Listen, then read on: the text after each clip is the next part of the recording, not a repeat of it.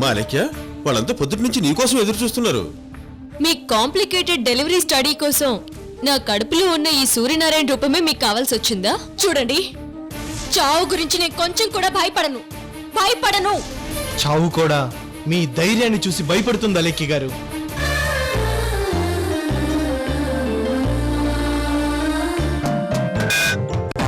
మనసు తనదే, ఆత్మసాక్షి తనదే, స్నేహ క్షేత్రమైన అవని స్ఫూర్తి తనదే, త్యాగ గుణము తనది, స్నేహ జగతి తనది, స్వార్థమసలు లేని మంచి మనసు తనది.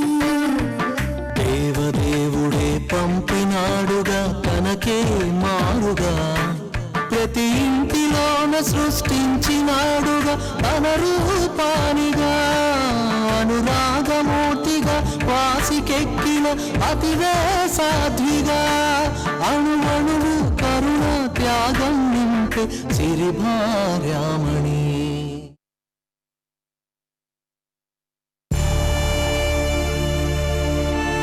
రే బావా, నాకు ఒక చిన్న హెల్ప్ చేయాలరా. చెప్పలేకియా? అది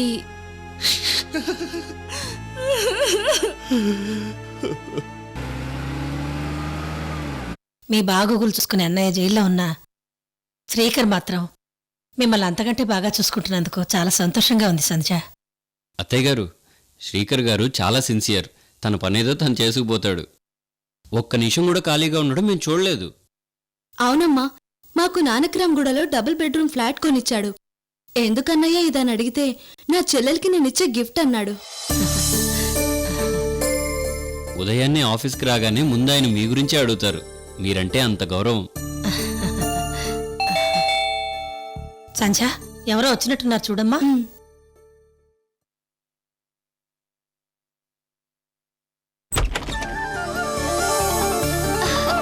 అన్నయ్య,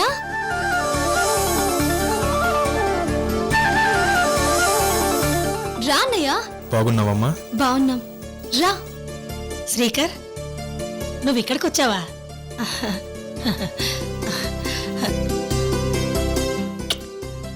నీ గురించే మాట్లాడుకుంటున్నాం బాబు, ఇంతలో నువ్వు వచ్చావు.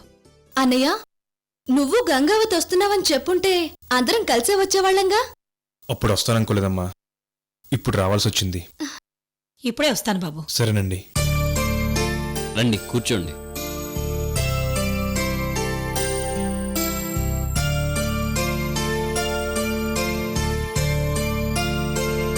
మంచినీళ్ళు తీసుకో బాబు. సరేనమ్మా.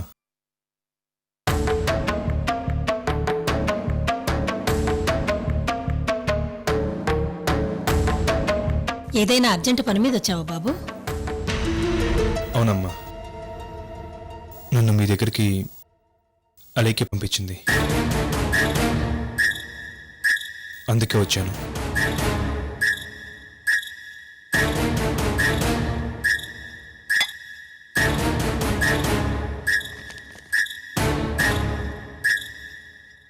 మీ కార్డులో చాలా తెలివైందమ్మా. ఈ విషయం నేను నోటితో చెప్పలేనని ఈ లెటర్ ఇచ్చి పంపించింది.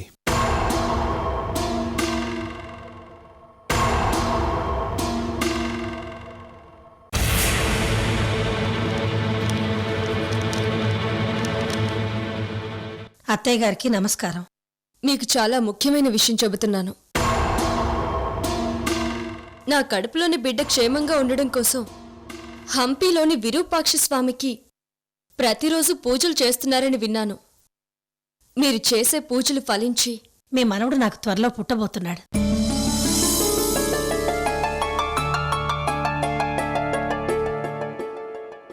అలాగే ఈ తల్లిని మింగేయబోతున్నాడు.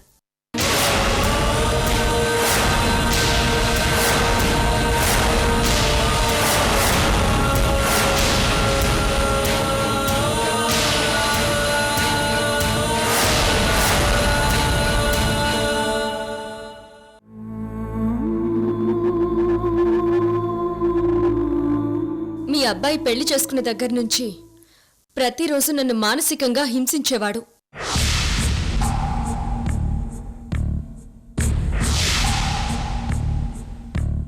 కానీ వీడు పుట్టగానే ఏకంగా ఒకేసారి నన్ను చంపైపోతున్నాడు.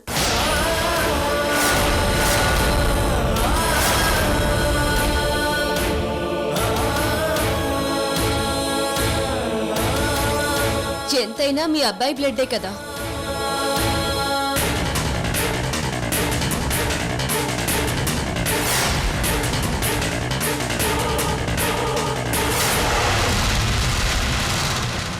మీ మనవడి పుట్టుక నా చావుతో ముడిపడుందని డాక్టర్స్ చెప్పేశారు.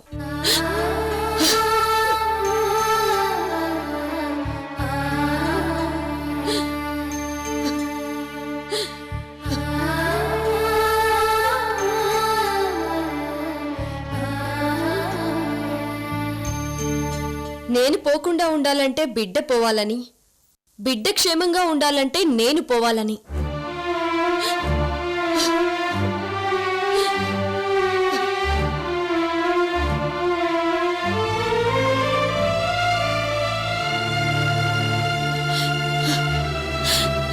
మీ వారసుని మీకు క్షేమంగా అప్పచెప్తానని మీకు సూర్యనారాయణకి మాటిచ్చాను కదా.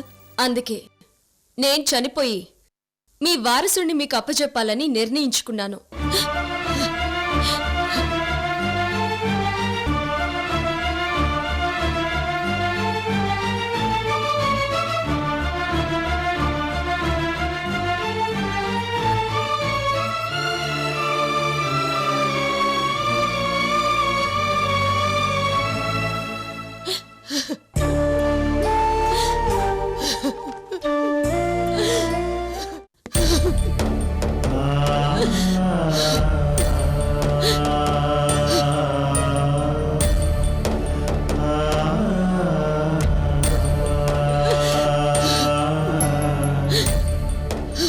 నా చావు మీకు వారసుడు పుట్టడం 12/12/2012 నుంచి 21/12/2012 మధ్య జరుగుతుంది.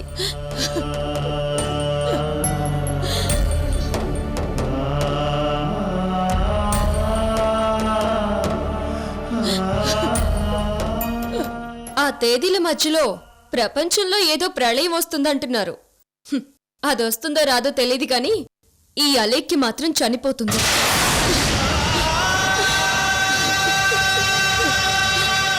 శ్రీ శ్రీ కంఠమనేని సూర్యనారాయణ బిడ్డని బతికించి ఈ అలేఖ్య చనిపోతుంది.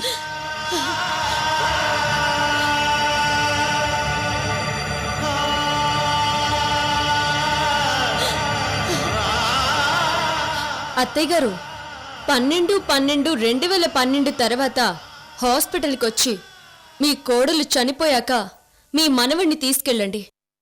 నా చేతులతో నేనే ఇవ్వాలి, కానీ అప్పటికి నేను చచ్చిపోయి ఉంటాను కాబట్టి నేను ఇవ్వలేను.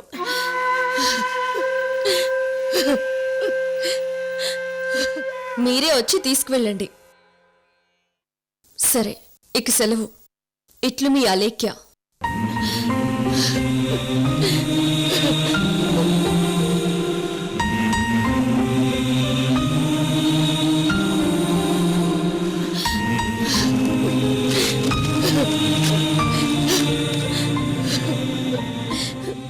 ఏటయ్యా ఇది? మేము మా కోడలి ప్రాణాలు బలి తీసుకునేవాళ్ళవా? నాకు గాని మా సూర్యకి గాని అలెక్కి అంటే ప్రాణం అయ్యా. తనకి ఏదన్నా అయితే మేము తట్టుకోగలవా? దీనికి మేము ఒప్పుకోం.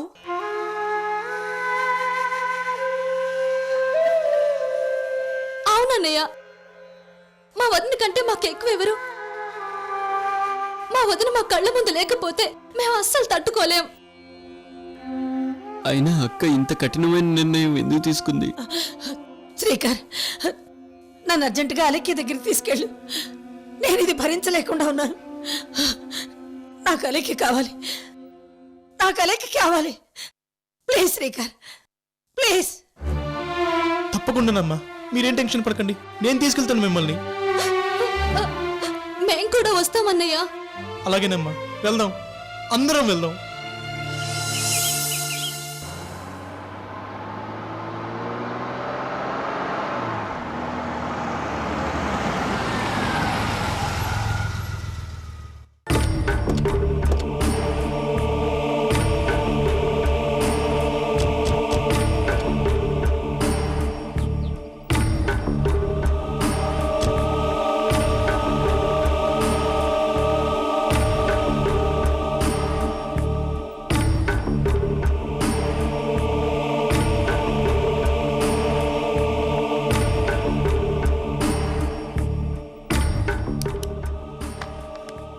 ఇదిగో మూర్తి గారు, అన్నిటి మీద సంతకాలు పెట్టేశాను. ఇంకా ఏమైనా ఉంటే ఈవినింగ్ పెట్టేస్తాను. అలాగే మేడం, వెళ్ళొస్తాను మేడం. అలాగే.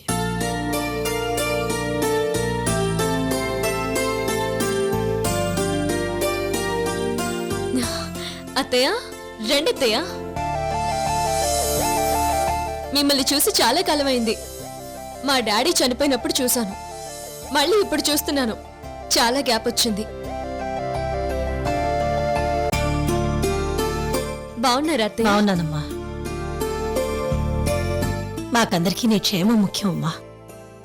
నువ్వు నిండు నూరేళ్లు పరిపూర్ణమైన ఆరోగ్యంతో ఉండాలని కోరుకుంటున్నాను. నా మాట విని డాక్టర్స్ చెప్పినట్టు వినమ్మా. అత్తయ్య, మీకు తెలుసు కదా ఈ అలేఖ్య ఒకే మాట మీద నిలబడుతుందని. ఇప్పుడు మాట తప్పితే నేను చచ్చినట్టే. అందుకే మాట నిలబెట్టుకుని చేద్దామనుకుంటున్నాను. ఇందులో తప్పే ఉంది? అయ్యో, నువ్వు మాకు పంచప్రాణాలమ్మా. నువ్వు లేని బిడ్డను మేమేం చేసుకోం. అవునొదినా, మాకు నువ్వు ముఖ్యం. డాక్టర్స్ చెప్పినట్టు వినొదినా, ప్లీజ్.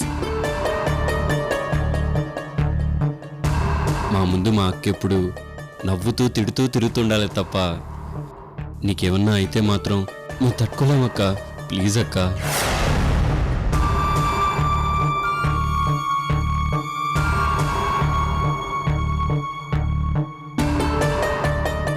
అమ్మా, ఈ విషయం సూర్యకి అస్సలు తెలియదు. తెలిస్తే వాడు అసలు ఒప్పుకోడు. వాడికి నువ్వే సర్వస్వం అమ్మా. Shut up! Shut up!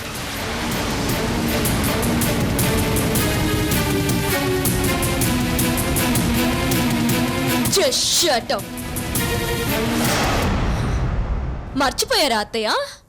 మీ అమ్మ కొడుకులు నా ఇంటికొచ్చి సవాల్ విసిరింది మర్చిపోయారా?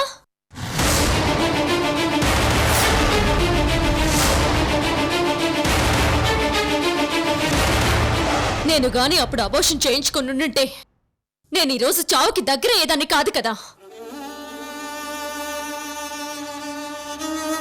నేను ఇలా ఈరోజు చావుకి దగ్గరగా ఉన్నానంటే దానికి కారణం ఎవరు? మీరు, మీ కొడుకు. మాకు మా వారసుడు కావాలి, మా వారసుడు కావాలని వార్నింగ్ల మీద వార్నింగ్లు ఇచ్చారు కదా. ఇప్పుడు నా చావు మీదకి వచ్చేసరికి బిడ్డని తొలగించుకోమా అని చెప్పడానికి వచ్చారా?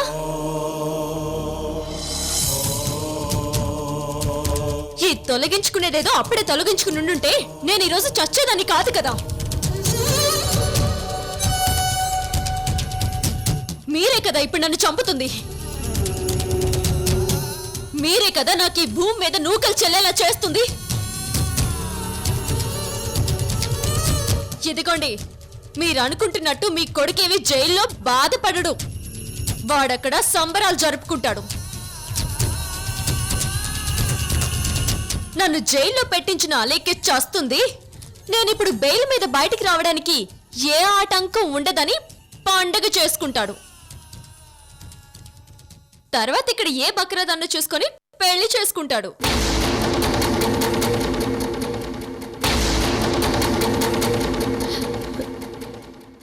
అమ్మా లేఖ్య, నువ్వెప్పుడు బావుండాలని, పండంటి బిడ్డను కనాలని మేము మా సూర్య కోరుకున్నామమ్మా. అందుకే అప్పుడు అబార్షన్ వద్దని చెప్పాం. కానీ ఇప్పుడు నువ్వు పరిపూర్ణంగా జీవించడమే మాకు కావాలమ్మా. ప్లీజ్ అమ్మా, డాక్టర్స్ చెప్పినట్టు వినమ్మా.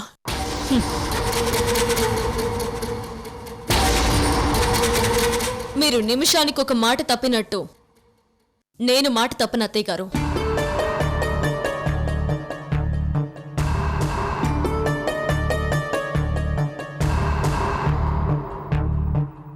వీడికి నాకు చాలా అనుబంధం అత్తయ్య గారు. వీడికి రోజుకి 2 లీటర్ల పాలు, గ్లాసులు గ్లాసులు జ్యూస్లు, అబ్బో చాలా పోసాను. అలాంటి వీడిని నేను తొలగించుకోవడమా? వీడి మూలంగా చేస్తానేమో గాని వీడిని చంపుకోను. వీడి మీద నాకు ప్రేమ లేదు, కానీ జాలి మాత్రం ఉంది.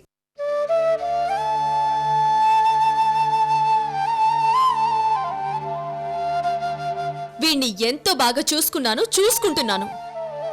వీడి మీద కత్తి పండిస్తానా? అమ్మో, పండివను. మీకు, మీ కొడుక్కి, నా కొడుకుని క్షేమంగా అప్పచెప్తాను. వదినా, ఒక్క మాట వదినా, ఒకసారి మన అన్నయ్యని జైలుకెళ్ళి కలుద్దాం. అన్నయ్య మనసు ఏంటో తెలుస్తుంది కదా. అవునక్క, బావగారిని నేను సంధ్య ఎన్నోసార్లు జైల్లో కలిసాం. కలిసినప్పుడల్లా ఆయన మీ గురించే మాట్లాడేవారు.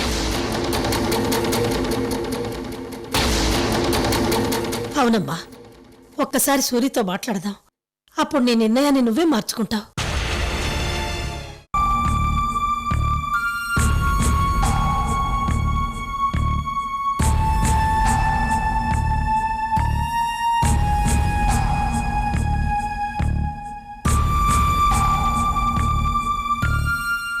ఒరేయ్ బావా,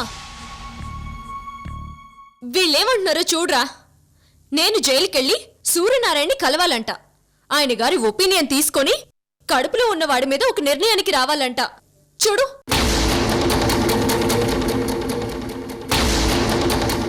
ఈ అలేఖ్య ఇప్పుడే ఇక్కడే డిక్లేర్ చేస్తుంది.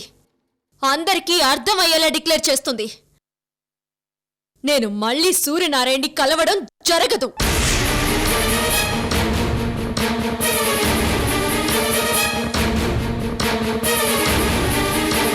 నా విషయంలో సూర్యనారాయణ అనే క్యారెక్టర్ మళ్ళీ కనపడడం అనేది లేదు.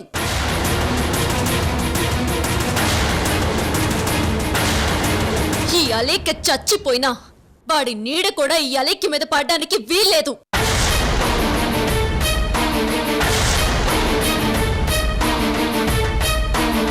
వాడింకా ఏమైనా హోప్స్ పెట్టుకున్నాడేమో, ఈ అలేఖ్య క్షమిస్తుందని, ఇంకా తన క్యారెక్టర్ ఉంటుంది అని. కానీ ఈ అలేఖ్య క్షమించదు. ఎందుకంటే నేనే చచ్చిపోతున్నాను. ఇంక వాడు నాకెందుకు?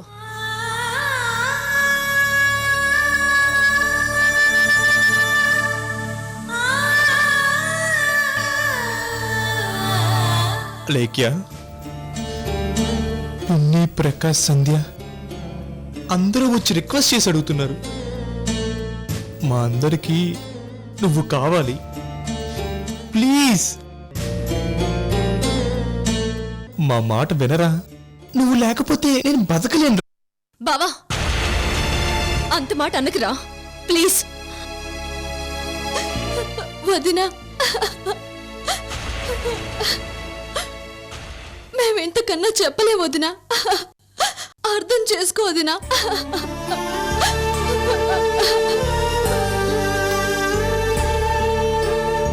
వదినా, మా వదిన చేత నేనింకా ఎన్నో చేయించుకోవాలి.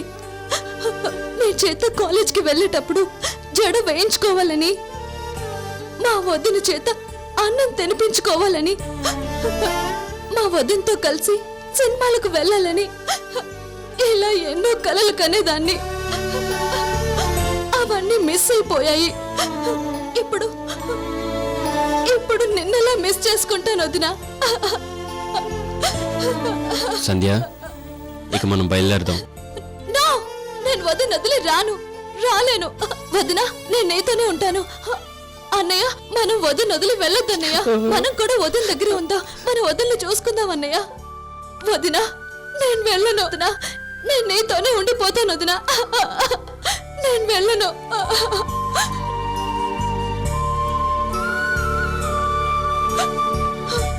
సంజ, నా గురించి నీకు తెలుసు కదా.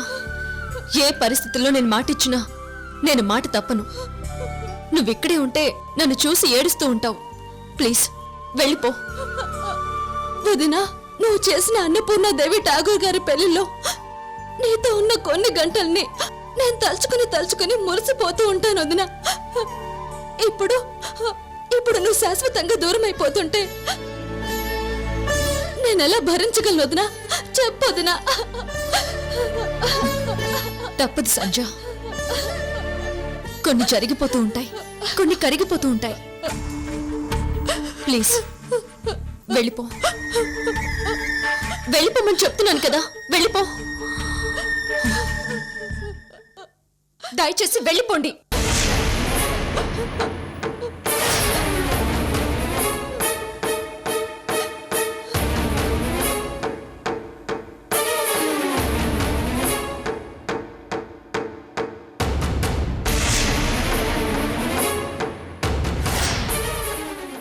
అత్తయ్య గారు,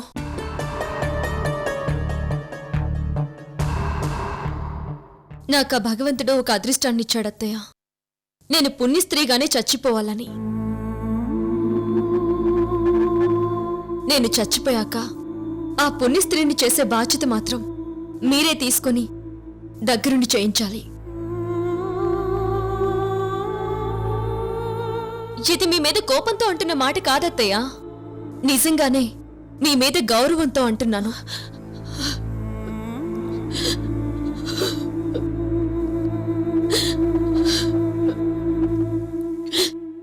బావా, వీళ్ళని దగ్గరుండి పంపించురా.